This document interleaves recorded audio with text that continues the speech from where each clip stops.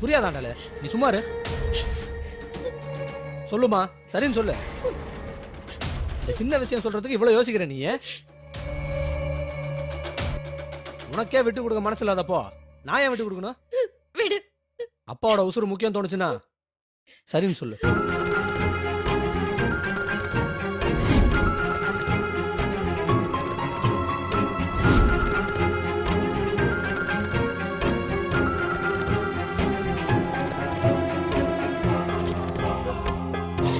Azhagar please please விட்டு Azhagar please. நீ சும்மா இருமா. அழகர் ப்ளீஸ் அழகர். அம்மா சரின்னு சொல்லுமா. அப்பா உசுரை விட உனக்கு கோபம் தான் பெருசா போச்சாமா. சரின்னு சொல்லுமா. அழகர் ப்ளீஸ் விடு.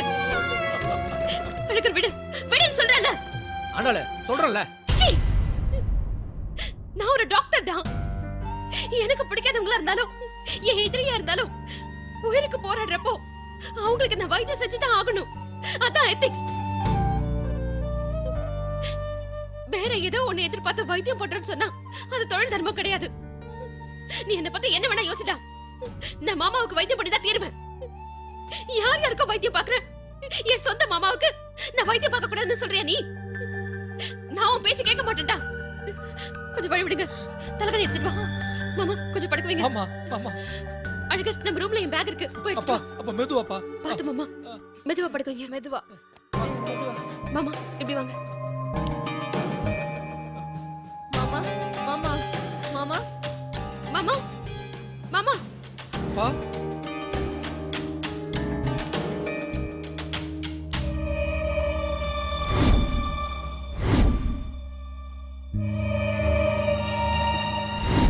மாமா அப்பா மாமா மாமா பாருங்க.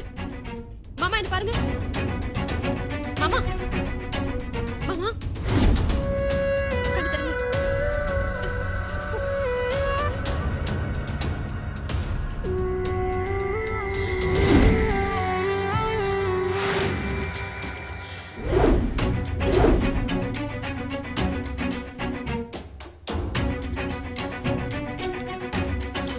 மாமா மாமா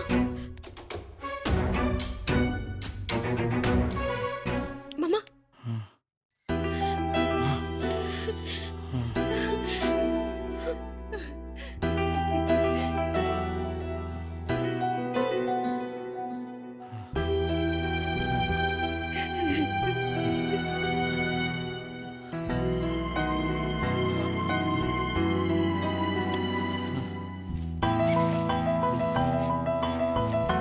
எனக்கு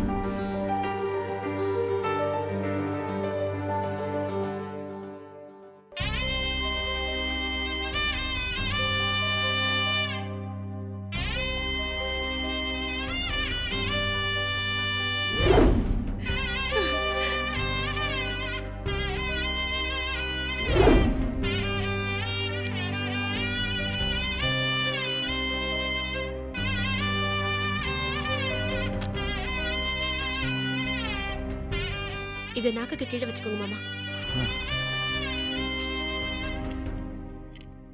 இனிமே ஒன்றும் ஆபத்து இல்லை. ஆனாலும் பக்கத்துல இருக்க ஹாஸ்பிட்டல் கூட்டிட்டு போங்க. ஒரு 2 நாள் ஹாஸ்பிட்டல் இருக்க வேண்டியிருக்கும். சரிம்மா. ரெக்கவரி ஆனதும் வீட்டுக்கு வந்துடலாம். சரிம்மா.